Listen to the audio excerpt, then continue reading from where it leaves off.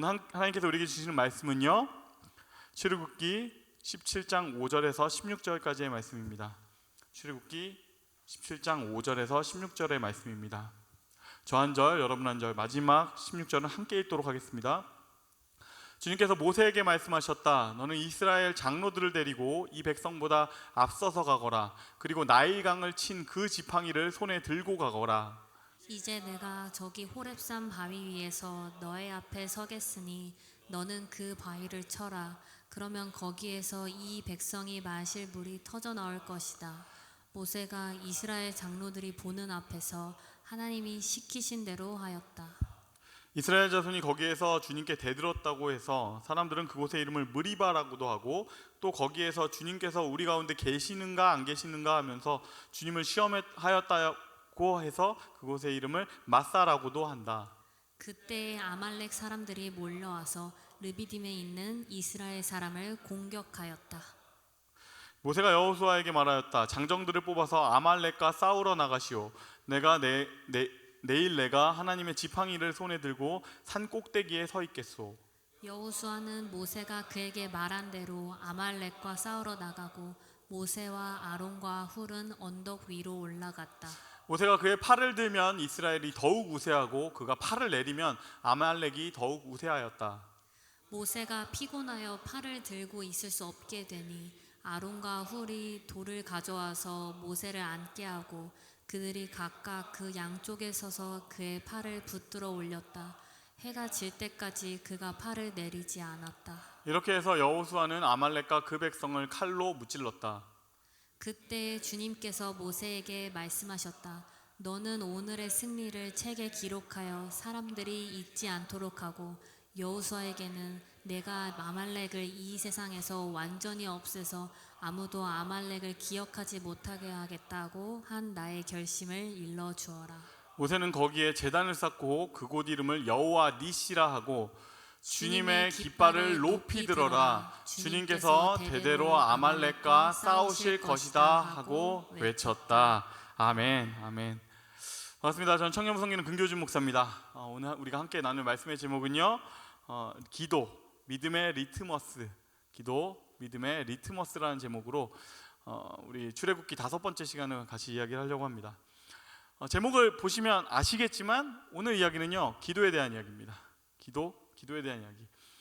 제가 지금 15년 정도째 청년 사역을 하고 있는데 청년들에게 확실히 기도에 대한 좀 문제들이 있어요. 청년들이 하는 기도에 대한 문제들이 조금 있는데 어떤 문제가 있냐면 3가지 정도를 한번 예를 들어볼게요. 첫 번째는 기도하지 않는다. 그리고 2번째는 기도 절대로 안 한다. 그리고 3번째는 기도 죽어도 안 한다라는 것입니다. 그냥 기도 자체를 안 한다. 사실은 이게 문제의 전부예요. 뭐 그들이 하는 기도의 내용이나 방법이나 뭐 다른 것들도 있겠지만 이거 모든 것들은 일단 하지 않고서는 발생하지도 않는 작은 문제에 불과해요. 뭔가 수영을 우리가 배우러 간다고 한다면 일단은 물에 들어가야 될 거 아닙니까? 그런데 수영복을 사지도 않은 것이에요. 그러면 뭐 그 다음이 있을 수가 없죠. 기도하지 않는다. 이게 첫 번째이자 마지막 제일 중요한 문제고요.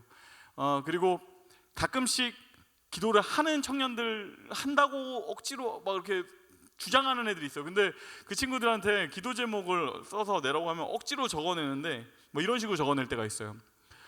개인의 평화, 나라의 평화, 세계 평화. 저는 이런 걸 보면 막 화가 나요. 화가 나요. 여러분, 이걸 가지고 기도를 한다면 어떻게 하면 될까요?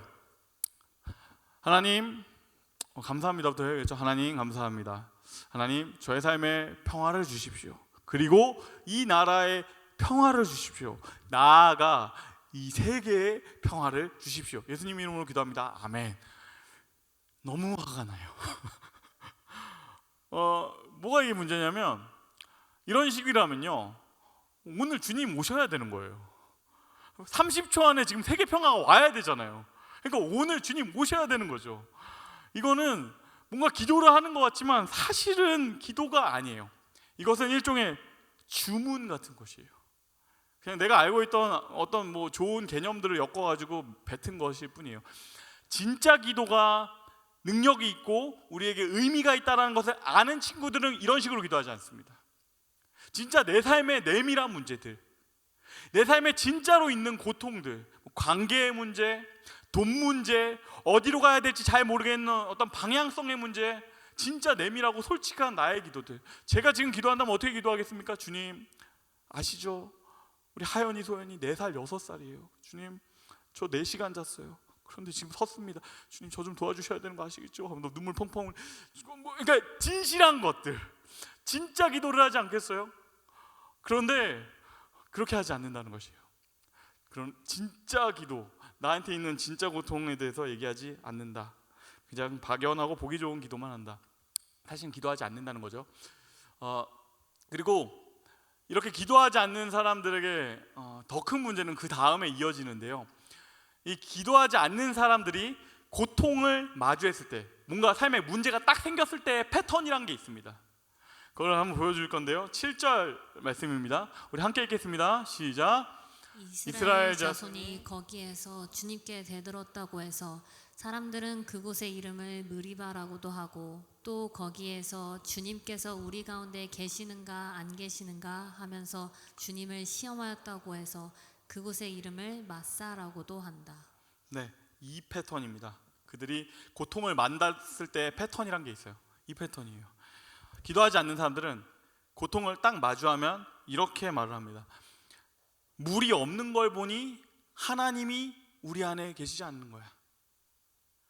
돈이 없는 걸 보니 하나님이 우리 중에 계시지 않는 것 같아.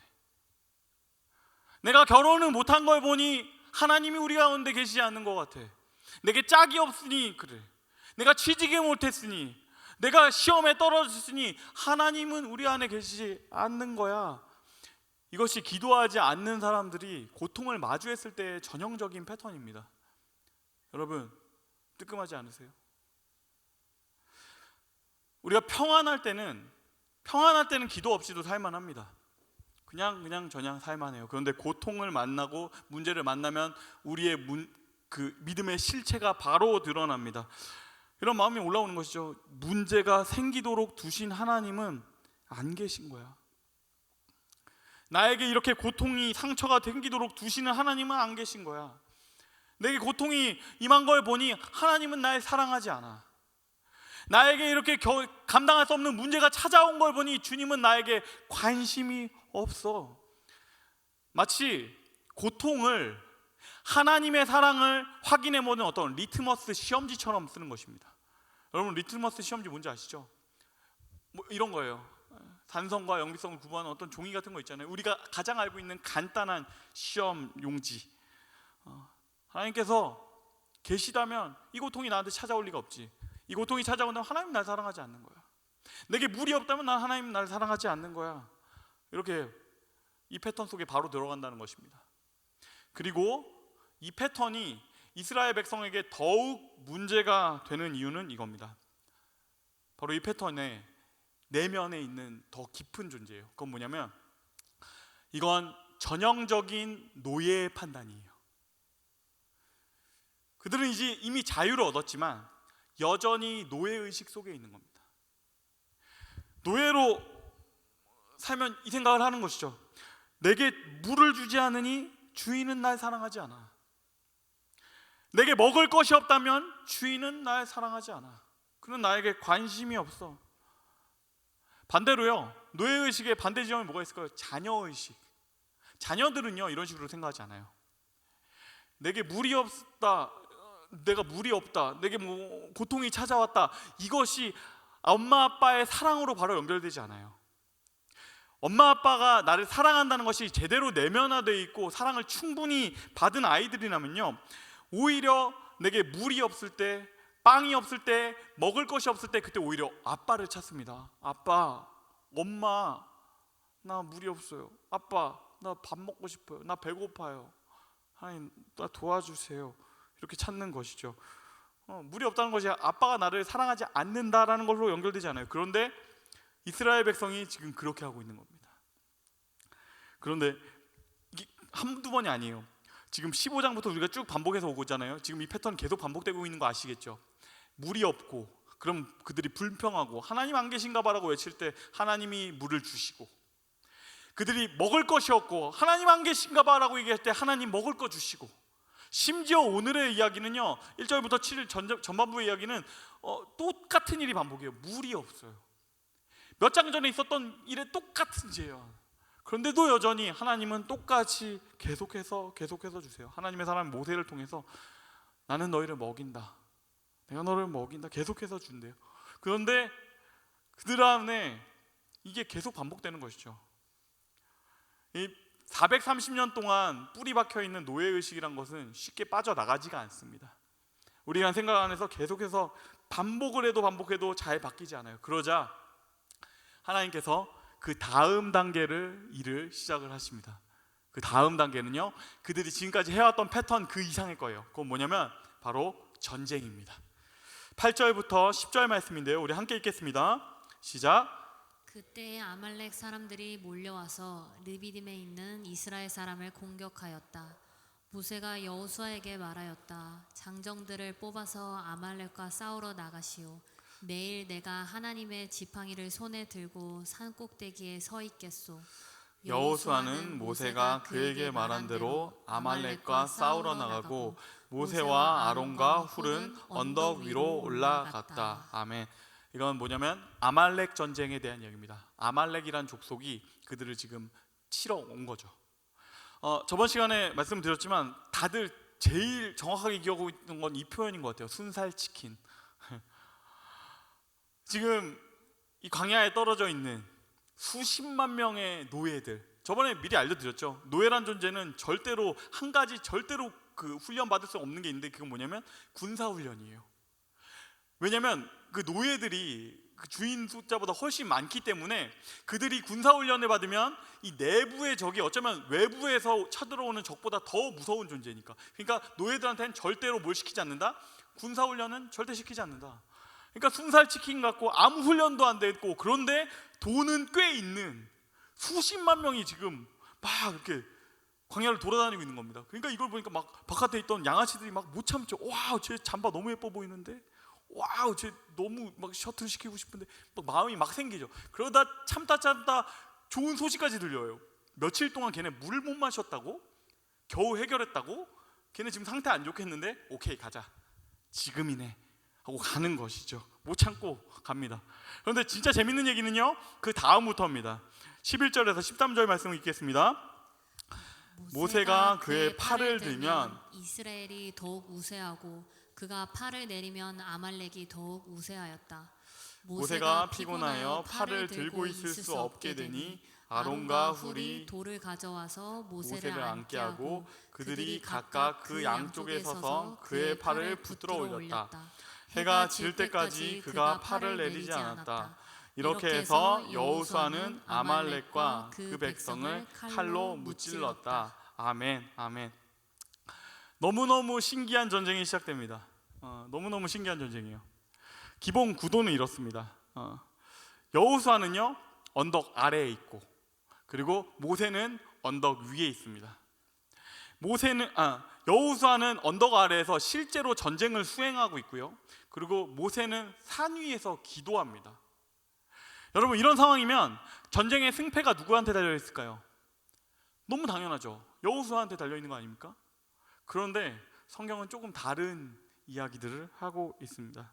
이거에 대해서 조금 더 실감나게 보여드리고자, 이들이 어떤 식으로 했는지 보여드리고자 시연을 할 건데요. 우리 두 명의 도움이 제가 요청을 해놓은 분들이 있습니다. 우리 주일 형제, 호연 형제, 잠깐 앞으로 나와주세요. 여러분, 제가 아무런 언지를 주지 않았어요. 그냥 이때 하겠다라는 말까지만 했어요. 그리고 아까 생각을 했는데 여기서 우리 같이 만날까요?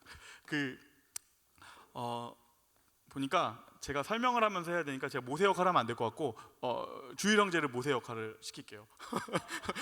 그리고 우리 양옆에 있는 우리 한 칸 올라와 주십시오. 네, 제가 아론하고 여기가 훌을 할게요. 그래서 우리가 이렇게 있는데 전쟁이 시작이 됩니다. 산 위에 올라가서 이제 시작을 하는데 모세가 그의 지팡이를 딱 손에 잡고서 양손에 딱 쥐고서 팔을 높이 들면, 그렇죠? 팔을 높이 들면 이스라엘이 이기기 시작하는 겁니다. 그런데 나이 많고 늙은 모세가 진짜로 제 연기를 요청한 적이 없는데 팔을 내려가면 그때는 아말렉이 막 이기기 시작하는 거예요. 이것을 나이 많고 뭐 이런 거 디스 아니에요. 지금 역할이 그런 겁니다. 이 전쟁의 상황을 계속해서 바라보고 있는데 저하고 호연이는 계속 보다 보니까 이걸 뭔가 아닌 거예요. 우연이 아니에요. 같은 일이 반복되고 있는 거예요. 그래서 그때 이 팔에 지금 전쟁의 성패가 달려 있구나라는 걸 알게 됐어요. 그러자 그 다음부터 어떻게 하냐면요, 모세를 자리에 앉히고요, 여기 앉게 하시고, 그리고 모세가 팔을 들어주시면 우리가 양쪽에서 이렇게 팔을 들고 있는 겁니다. 이런 구도면 우리가 팔 어느 정도 약한 힘으로도 계속 유지할 수 있으니까, 이렇게 해서 그날 저녁에 해가 질 때까지 팔이 내려오지 않고, 그리고 그 기도가 계속되면서 결국은 아말렉에게 이스라엘이 승리하였다. 아멘입니까? 너무 수고하셨습니다. 전쟁의 승리를 가져온 두 분께 샤라우트 주일앤 호연. 네. 여러분, 이 기도 어떠세요? 지금 이렇게 좀 실감나자고 한번 와가지고 좀 더 같이 시연도 해보고 했는데, 이 기도 조금 너무 유치하다는 생각은 안 해보셨어요? 너무 기계적이지 않아요? 그리고 그거 말고도 이상한 점은 한두 개가 아니에요. 이 기도는 분명히 다른 데에서 있지 않은 좀 특별한 기도고, 그 특별한 방식의 하나님의 응답이에요. 그리고 지금까지 쭉 저랑 같이 설교를 들으신 분은 아시겠지만, 성경 가운데 뭔가 굉장히 이상하고 굉장히 특별한 이야기가 담겨 있다 하면 그곳에는 보통 하나님의 특별한 은혜, 특별한 메시지가 숨겨져 있습니다. 그래서 오늘 우리는요, 이 장면에서 세 가지의 이상한 점을 살펴볼 겁니다. 그리고 거기에 숨겨져 있는 하나님의 메시지를 함께 보시죠. 첫 번째는 방금 전에 말씀드렸던 것처럼 너무 기계적이라는 것이에요. 너무 기계적이죠. 손이 올라가면 승리하고 내려가면 진다. 무슨 청기백기 게임도 아니고, 오징어 게임도 아니고, 너무너무 기계적인 응답인 것이죠. 그런데 이 가운데 담겨있는 주님의 메시지가 있습니다. 우리 함께 읽겠습니다. 시작. 내가 기도하면 나는 응답하겠다. 내가 기도하면 나는 응답하겠다라는 것이에요. 네가 기도하면 나는 반드시 응답하겠다. 이것은 하나님의 신실함이에요. 이스라엘 백성들은 한평생을 노예로 살았던 그들은 절대로 이런 식의 신실함을 경험한 적이 없어요. 노예에게 주인은 그렇게 할 이유가 없거든요. 노예는 어떤 존재냐면, 진짜 간단하게 말하자면 그들은 눈치 보는 사람들입니다.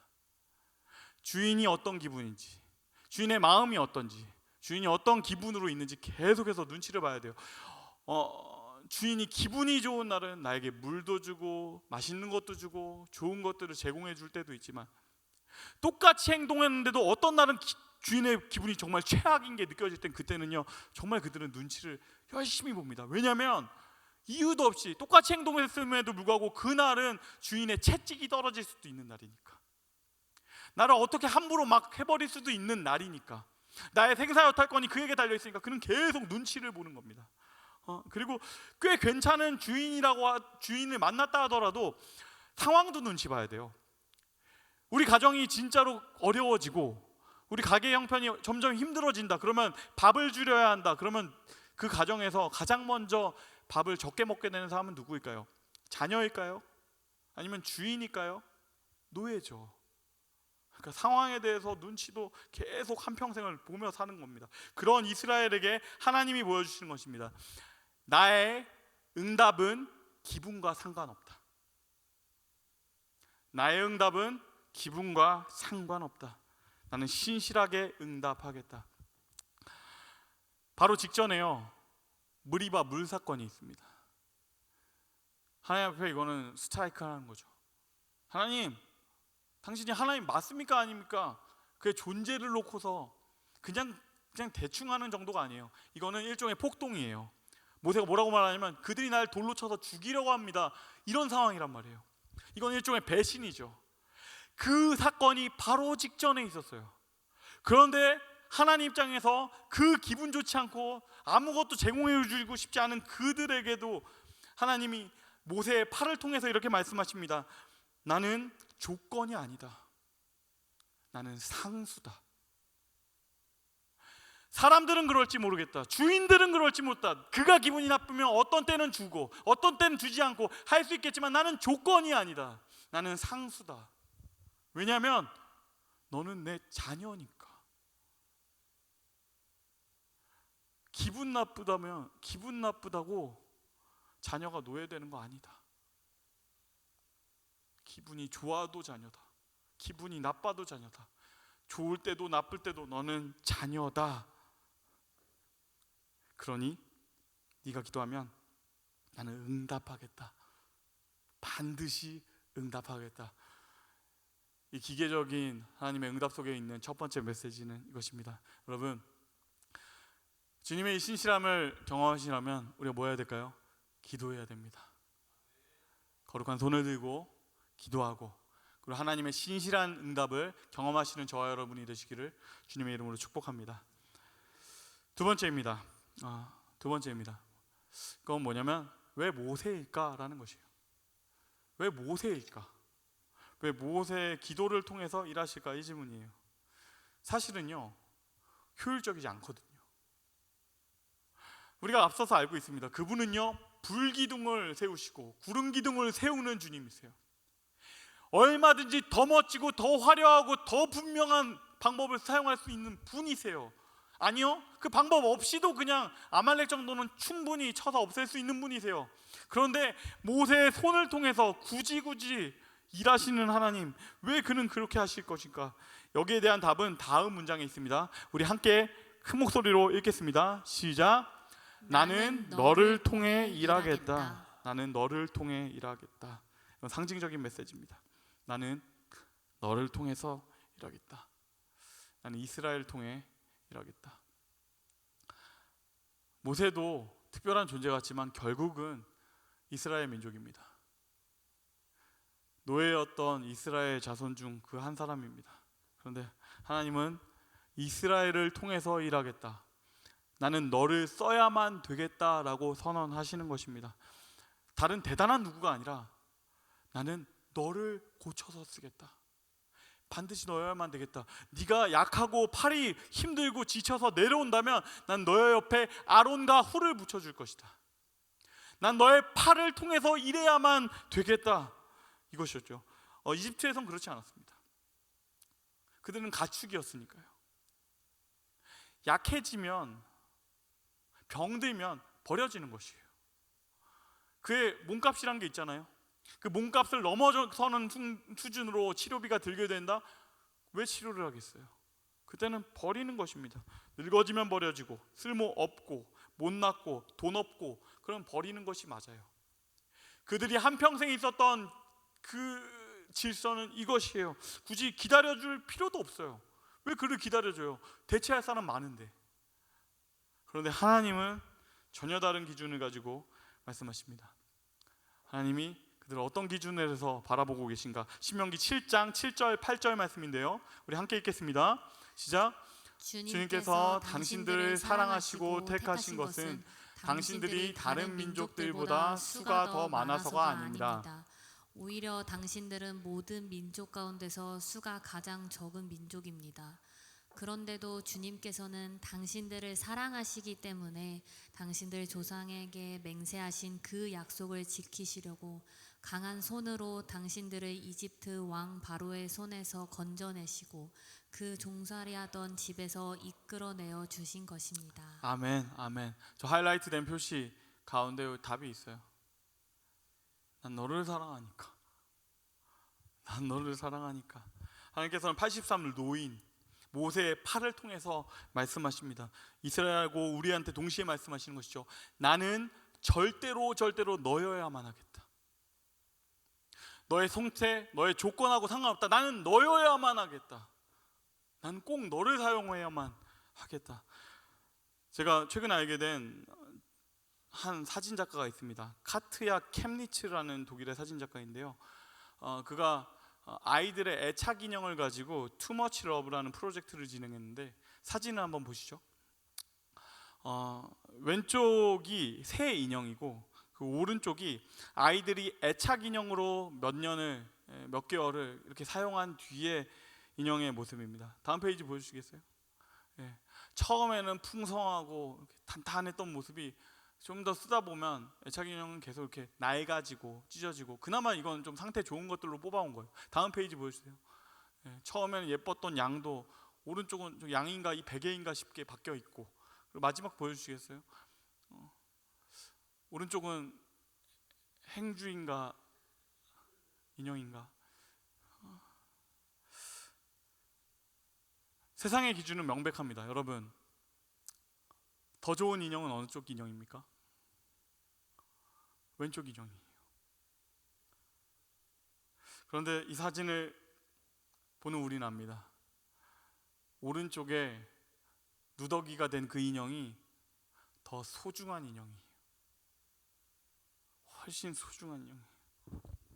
세상에서 기준으로 보자면요, 모세는 다 늙었고 80세니까요. 전성기도 지나버렸고 이젠 다 끝난 노인이죠. 그런데 하나님은 아닙니다.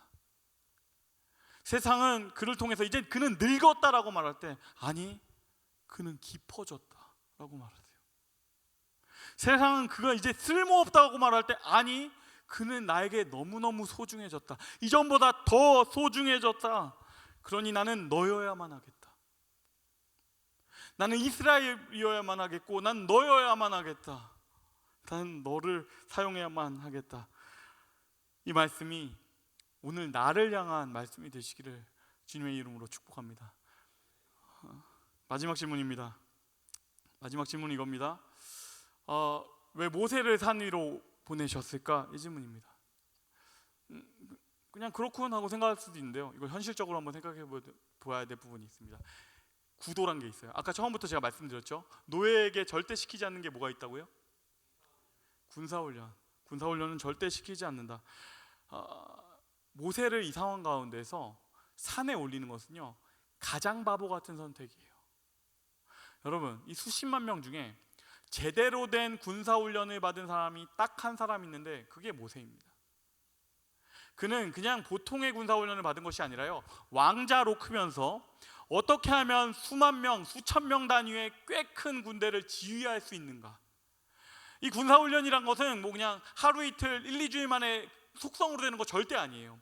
몇 년에 걸쳐서 지식도 쌓여야 되고요, 그리고 몇 년에 걸쳐서 어떤 식으로 훈련시키고 어떻게 해야 되는지, 어떨 때 사기가 떨어지고 어떻게 하면 사기를 북돋을 수 있고, 어떻게 하면 이 많은 사람들이 동시에 움직이게 할 수 있는지, 여러 가지 많은 요소들이 복합되어 있는 것이에요. 그 훈련이 완벽하게 되어 있는 한 사람, 수십 년 동안 제대로 그걸 공부했던 왕자가 한 명 있는데, 근데 하나님은 그를 산 위로 올리신 겁니다. 제일 중요한 한 사람을. 바보 같은 선택이죠. 하나님 왜 이렇게 하셨을까요? 하나님 왜 이렇게 하셨을까? 여기에 대한 대답은요, 성경 안에 있습니다. 전쟁에 승리한 다음에 주님의 말씀입니다. 우리 함께 읽겠습니다. 시작. 그때 주님께서 모세에게 말씀하셨다. 너는 오늘의 승리를 책에 기록하여 사람들이 잊지 않도록 하고, 여호수아에게는 내가 아말렉을 이 세상에서 완전히 없애서 아무도 아말렉을 기억하지 못하게 하겠다고 한 나의 결심을 일러주어라. 모세는 거기에 제단을 쌓고 그곳 이름을 여호와 니시라 하고, 주님의 깃발을 높이 들어라. 주님께서 대대로 아말렉과 싸우실 것이다 하고 외쳤다. 아멘. 아멘. 여기에 담겨 있는 뜻은요, 우리 함께 읽었으면 좋겠습니다. 시작. 여호와 니시, 아빠가 도와줄게. 아빠가 도와줄게. 여호와 니시는, 여호와는 너의 깃발이란 뜻이고, 하나님은 너의 승리라는 뜻이요, 하나님은 너의 편이다 라는 말씀이에요. 인간적인 눈으로는 모세가 산 아래로 내려와서 군대를 지휘해 주는 게 너무 좋을 것 같았겠죠. 훨씬 더 좋은 방법일 것 같았을 거예요. 그렇지만 그렇게 해서 이겼다 하더라도 이스라엘이 근데 몰랐을 겁니다. 그들은 이렇게 생각했을지 몰라요. 모세라는 엘리트가 우리 가운데 있어서 너무 다행이다. 모세라는 한 사람이 그래도 있어서 이렇게 전쟁을 할 수 있었구나. 너무너무 다행이다. 하나님이 그걸 원하지 않으시는 거예요. 가장 훈련받은 그 한 사람을 그 무리에서 빼내는 겁니다. 그리고 그들이 볼 수 있게 하나님의 지팡이를 손에 들고 저 산 꼭대기에 와서 손을 들고 기도하게 하시는 것입니다. 그걸 통해서 이렇게 말씀하시는 것이죠. 내가 너를 돕는다. 내가 너의 편에 서 있다. 아빠가 도와줄게. 사람이 돕는 것이 아니다. 하나님이 너를 도우신다. 내가 너의 편에 서 있다는 사실이 가장 중요하다. 다른 어떤 조건, 다른 어떤 환경보다 더 중요한 것은 네가 나의 편이라는 사실이다. 나는 너의 편이 되어주겠다. 너의 적들은 나의 적이다. 너의 삶을 망가뜨리는 사람들은 내가 가만두고 싶지 않다.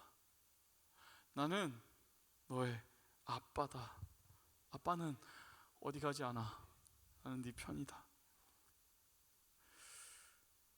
사랑하는 여러분, 이 말씀을 깊게 묵상하며 보셨으면 좋겠어요. 하나님이 내 편이시지. 온 땅의 창조주 하나님이 내 아빠시지. 눈을 감고 한번 저를 따라해 주시겠어요? 그냥 이 말, 하나님 우리 아빠, 내 아빠 우리 하나님, 이렇게 부르는 것만으로 만족해요. 완벽해요. 이렇게 부르는 것만으로도 충분합니다. 하나님 우리 아빠, 그분 날 변함없이 사랑하셔서 나는 그렇지 못하지만 그분 나를 신실하게 매일매일 내 편에 서주시고 나를 사랑해 주셔서 나도 주님 사랑합니다. 이 사실이 노예 같은 우리의 마음을 자녀의 마음으로 조금씩 바꿔갑니다. 마지막으로 우리의 기도에 대해서 말씀을 드릴게요.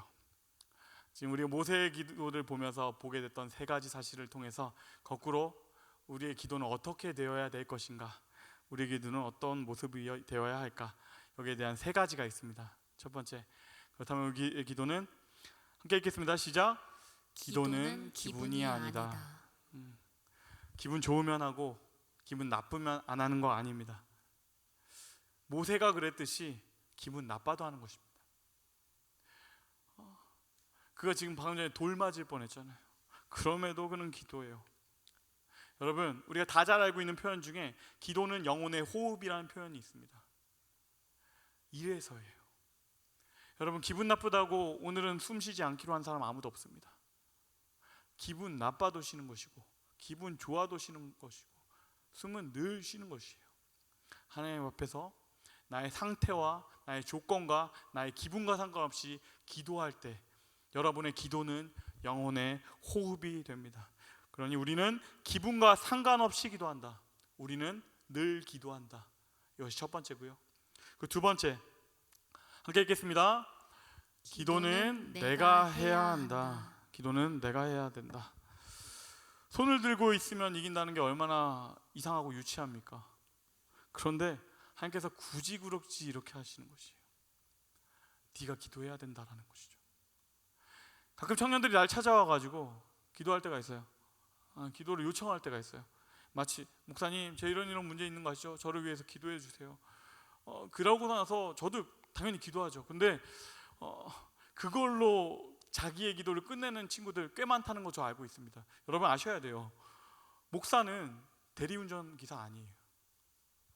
여러분의 인생의 차에 문제가 생겼다고 찾아가지고 얘기하거든요. 목사님, 저는 믿음이 없어서요. 목사님, 전 술 취해서요. 목사님, 제 차를 좀 운전해 주셔야겠어요. 전 대리기사 아니에요. 물론 들으면 기도는 합니다. 그렇지만 하나님께 가장 중요한 기도는 그 문제 앞에 서 있고 그것 때문에 고통받고 있는 당신이 기도하는 것이에요. 하나님 앞에서 실제로 기도하시는 것. 너무 단순하지만 실천하기는 어려운 진리입니다. 기도는 실제로 내가 해야 한다. 실제로 해야 된다. 하나님 아시잖아요. 제 마음 다 아시잖아요. 주님, 저 기도하는 마음인 거 아시잖아요. 이런 식으로 하지 않으시겠다는 것이에요.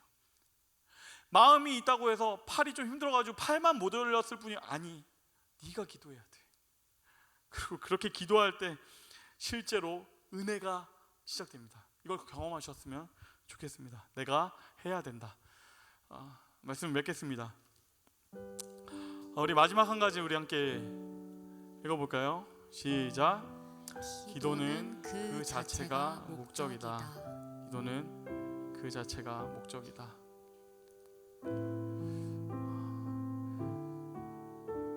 기도는 나를 노예로 보지 않으시고 나를 자녀로 부르시는 그 주님 앞에 마치 아빠의 팔에 안긴 아이처럼, 엄마의 품에 꼭 안긴 아이처럼 안기는 것입니다. 그것이 기도예요. 그리고 그 품에 안길 때 우리는 이전에 없던 삶의 평안, 이전에 없던 삶의 행복을 찾게 됩니다. 그러니 기도 자체가 목적이라는 것이에요. 사실 우리가 그렇게 하지 못할 때가 많습니다. 우리가 언제 가장 기도합니까? 삶에 문제가 생겼을 때. 하나님, 내 인생에 이런 문제가 생겼습니다. 하나님, 이거 좀 해결해 주셔야 되겠어요. 이 기도 너무너무 필요하지만 마치 자판기처럼 문제가 생겼을 때만 쪼르르 달려가서 하는 그 기도가 당신의 기도의 전부라면 당신의 기도는 좀 비참해요. 당신의 기도는 좀 초라해요. 하나님께서요, 그 기도를 통해서 오늘 하셨던 그 메시지들을 전해주실 것이에요. 나는 너의 편이다. 나는 너의 아버지다. 어떤 상황에도 조건과 관련없이 나는 꾸준하게 끊임없이 신실하게 응답할 것이다. 왜냐면 내가 너를 사랑하니까. 너는 내 자녀니까. 그 하나님을 만나는 기도, 그것을 자체로 목적으로 두고 그분 앞에 기도하며 정말로 내 삶의 해답, 내 삶의 진짜 목표, 그것을 붙잡게 되는 저와 여러분이 되시기를 주님의 이름으로 축복합니다. 우리 함께 그래서 기도했으면 좋겠는데요, 그 기도하기 전에 우리 이 찬양 함께 불렀으면 좋겠어요. 그럼에도 불구하고라는 찬양인데요, 모르는 청년들이 생각보다 좀 있을 수도 있어요. 그렇지만 쉬운 찬양이거든요. 우리 가사를 묵상하며 함께 찬양해봤으면 좋겠습니다. 마음속에 어려